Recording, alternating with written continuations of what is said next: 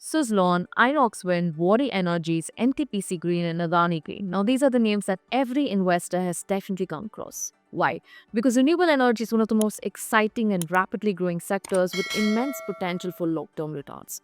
Now, on that note, today we are diving into two investor favorites NTPC Green Energy and Adani Green Energy. In this video, we'll compare both the companies on multiple fronts their business models, their massive market opportunity they're trying to capture, their ambitious plan for capacity addition, and of course, their financial health, especially how they're managing the huge debt levels. I will also take a close look at their stock performance from NTPC Green's post IPO rally to Adani Green's journey to the recent controversies. Finally, we'll also talk about the key factors you must keep an eye on before investing in the solar sector so you can make informed decisions. Let's begin. You're watching Informed Investor initiated by Quietus.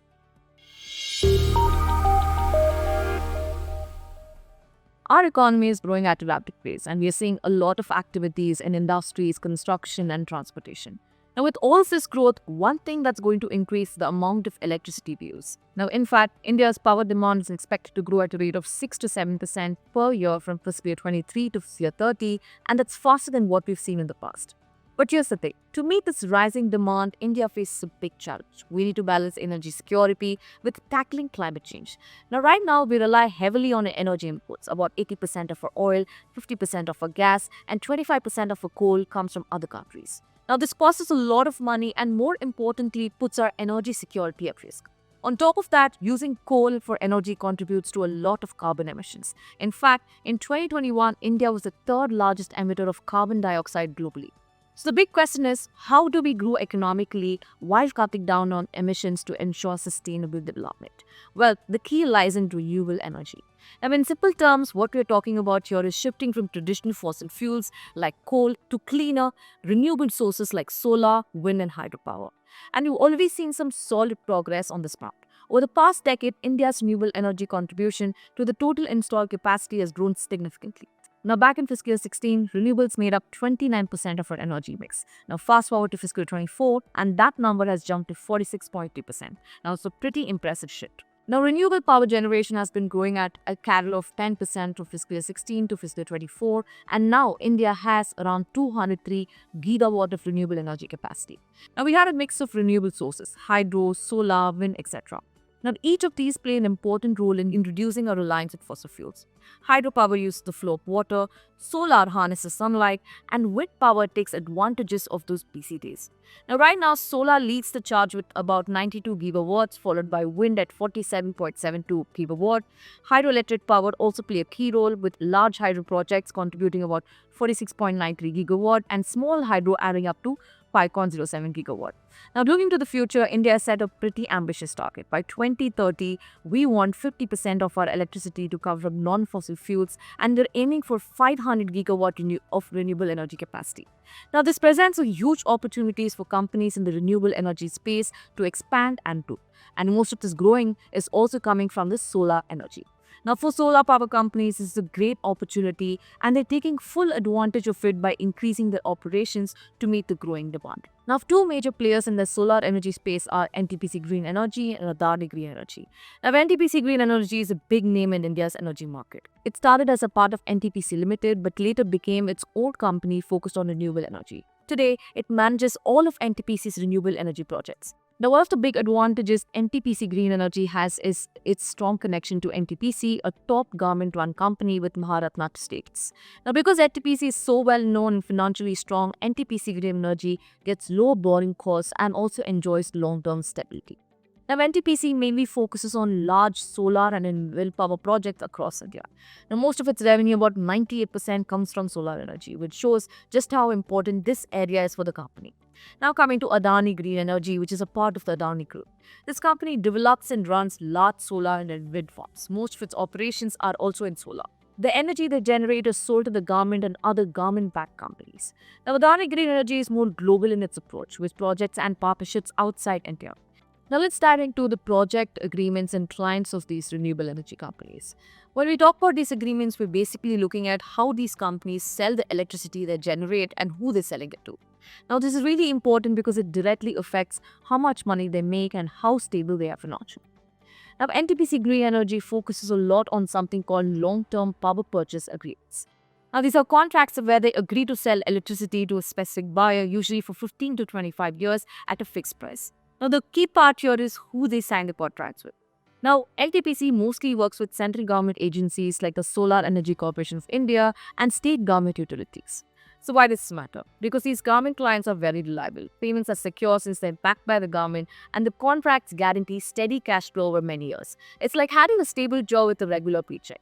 Now let's look at Adani Green Energy. Like NTPC, Adani Green also signs long-term PPAs, but their client base is much broader.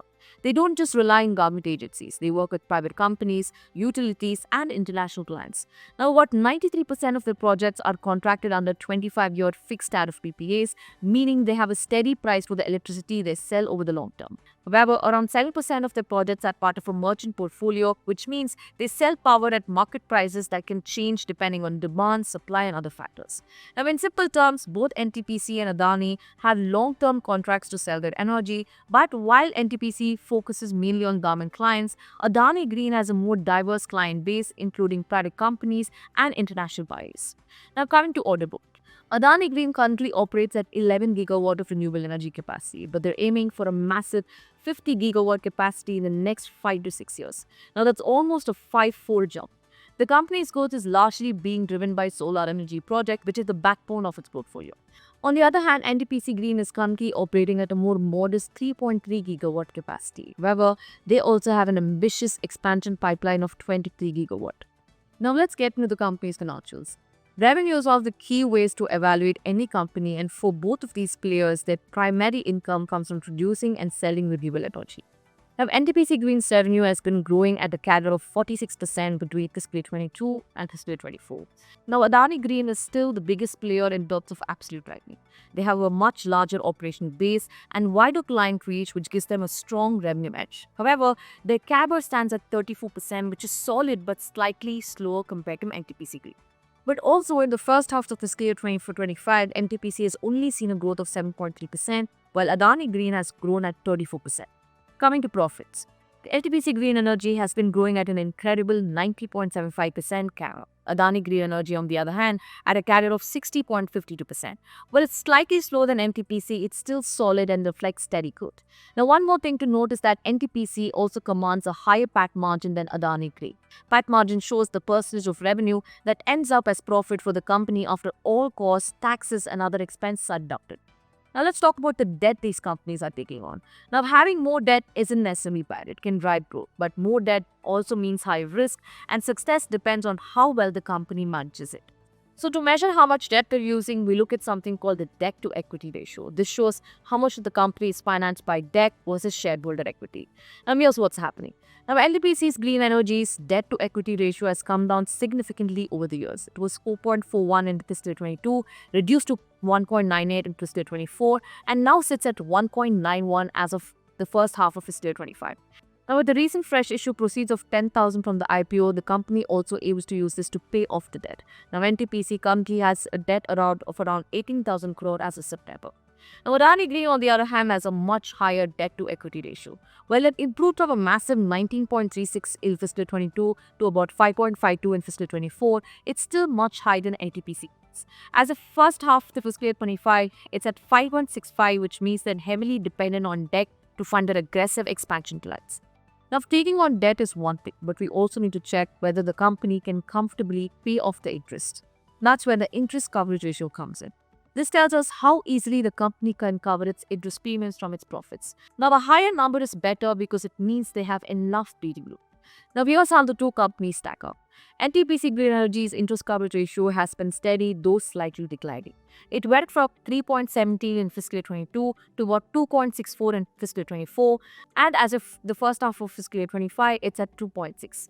While it's not ideal, it's still manageable. Now, this means NTPC Green is able to meet its interest obligation without much strain. Now, Adani Green, however, is in a tighter spot. Their interest coverage ratio is hovering between 1.7 to 1.9. This is much lower than NTPC Green's, indicating they don't have a lot of room for error. If their revenues drop or costs increase, they could face challenges in paying off their debt. Now let's discuss the future plans of Adani Green Energy and NTPC Green Energy, both of which are aggressively expanding in the renewable energy space. Now Adani Green is aiming big. The company plans to add about 6 to 7 gigawatt of capacity every year, targeting a capacity of 50 gigawatt by 2030. Now, it now, in addition to solar and wind energy projects, Adani Green is also venturing into hydro pumped storage to diversify its renewable portfolio. Now, they aim to add at least 5 gigawatt of hydro pump storage capacity by 2030. Now, the first project of 500 megawatt of hydro pump storage plant is already under construction in Andhra Pradesh. Now, NTPC Green is also on a fast track growth path. Currently operating at 3.3 gigawatt, they plan to expand to about 6 gigawatt by the end of this fiscal, 11 gigawatt by fiscal 25, and 19 gigawatt by fiscal 27. Now, the company is also focusing heavily on battery energy storage systems, which are vital for stabilizing renewable energy supply and expect to be high demand as renewable capacity grows. Now, beyond solar and wind, NTPC Green is also exploring innovative areas like green hydrogen, green chemicals, and other emerging technologies within the renewable sector. Now let's talk about controversies and how they impact the renewable energy space, especially for Adani Green Energy.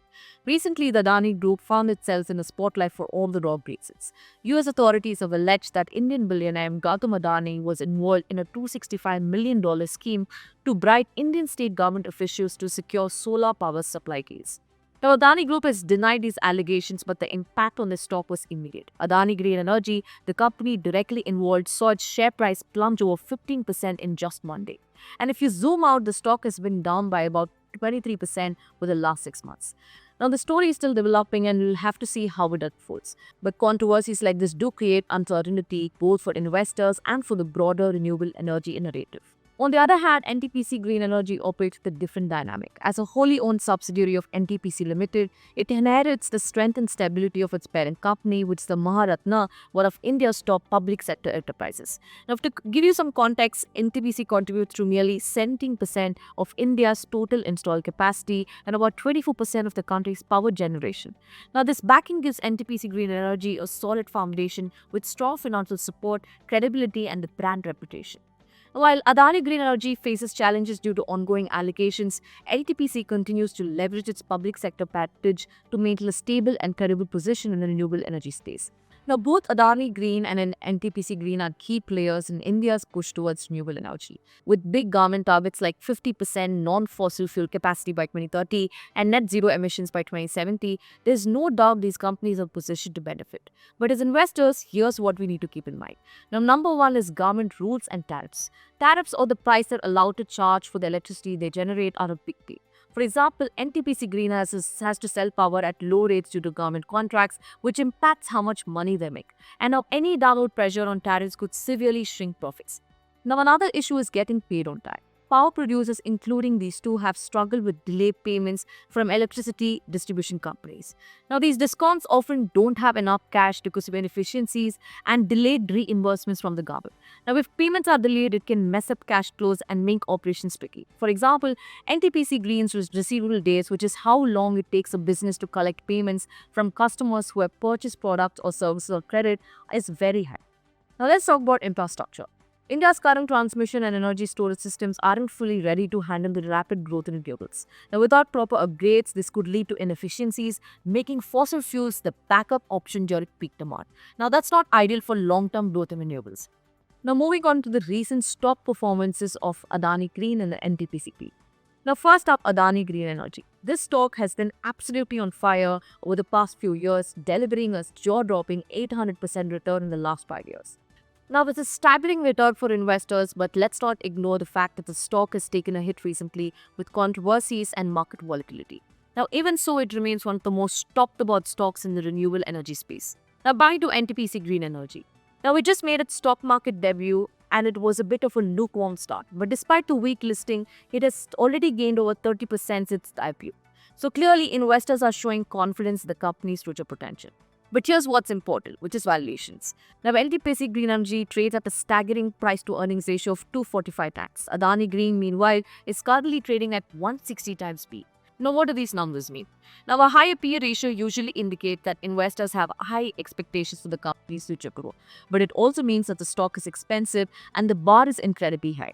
In simple terms, there's no room for error. For instance, if these companies miss their growth targets or face any operational challenges, the stock prices could see sharp corrections. And for investors, this leaves little to no margin of safety. In other words, you're paying a premium price, but any slip up could lead to heavy losses. Now, these challenges don't mean the sector lacks potential, it has plenty. But as investors, we need to keep an eye on how tariffs are evolving. Are these companies able to renegotiate better rates in the future? We have to see if there is any improvement in how quickly they pay power producers, and also need to check if India is investing enough to modernize its energy system. And also, both companies have big expansion plans, but the big question is, can they deliver on time? Lastly, valuations. Both stocks have seen a significant rally, but are these prices sustainable given the risk? So these factors will determine whether these companies can grow profitably and deliver consistent returns over the long term. Now, having said that, is me, Merlin, signing off. Take care and stay invested. Investments in securities market are subject to market risks. Read all the related documents carefully before investing.